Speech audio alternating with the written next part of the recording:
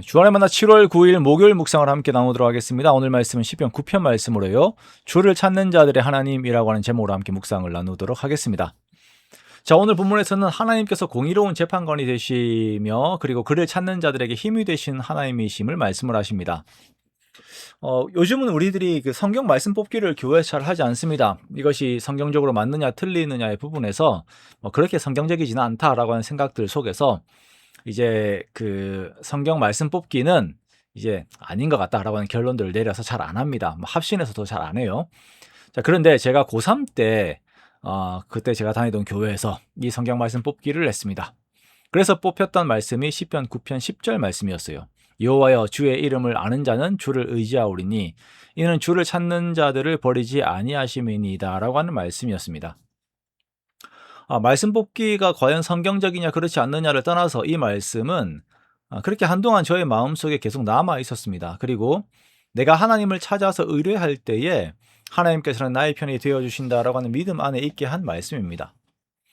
오랜만에 이 말씀이 눈에 들어와서 정말 한 30년 전에 이야기를 하였습니다. 우리가 이 말씀대로 하나님은 나를 위하시고 내가 찾을 때에 나의 편이 되어주신 하나님이 되심을 우리가 고백을 하지요. 그리고 오늘 시편의 시인은 그 고백과 함께 하나님께 감사하고 하나님을 찬양합니다. 1절에 보면 내가 전심으로 여호와께 감사하오며 주의 기이한 일들을 전하리이다 라고 선언을 하고 있습니다. 자, 이 시인이 찬양하는 기이한 일들은 하나님께서 자신의 송사를 들어주셔서 대적들을 무찌르신 것입니다.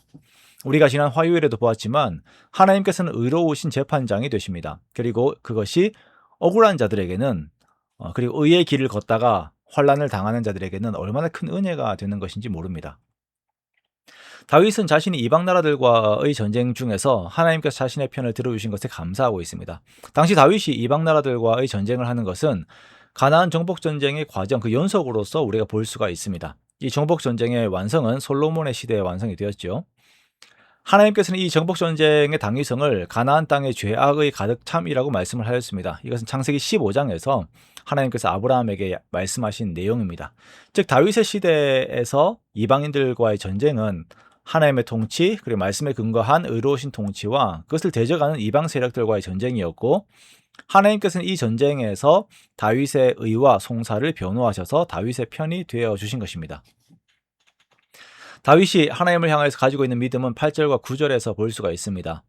하나님께서는 공의로 세상을 심판하시며 정직으로 만민에게 판결을 내리시는 분이십니다.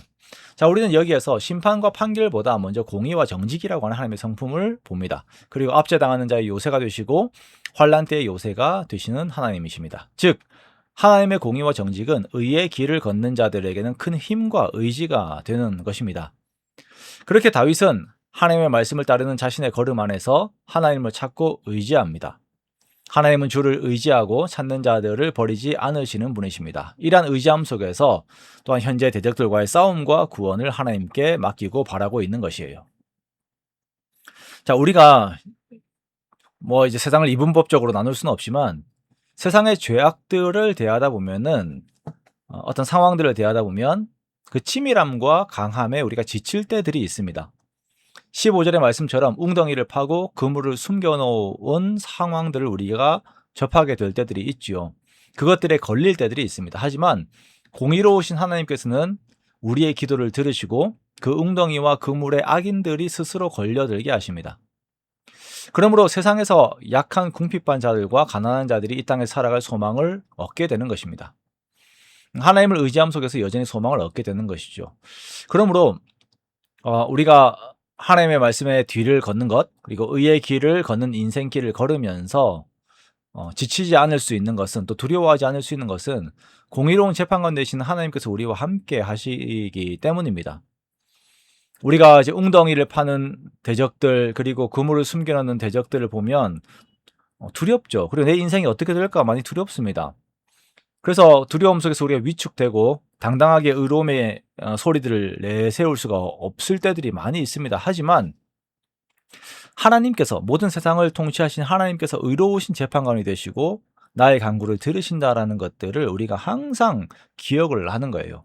그러므로 우리가 두려워하지 않고 지치지 않고 하나님의 일을 함께 행하는 우리가 되기를 원합니다. 우리가 의의 길을 걸으면서도 의로운 방법을 쓰는 삶을 살면서도 지치지 않는 것은 하나님께서 우리와 함께 하시기 때문입니다. 그러므로 나의 약함에 나의 시선이 고정되어 있는 것이 아닌, 세상의 강함과 그 방법들의 시선이 머물러 있는 것이 아닌, 하나님의 공의와 신실하심에 우리의 마음을 두고 더욱 하나님을 의지하는, 그러면서 의의 길을 더욱 힘차게 걷는 저와 여러분 되시기를 주님의 이름으로 축원합니다.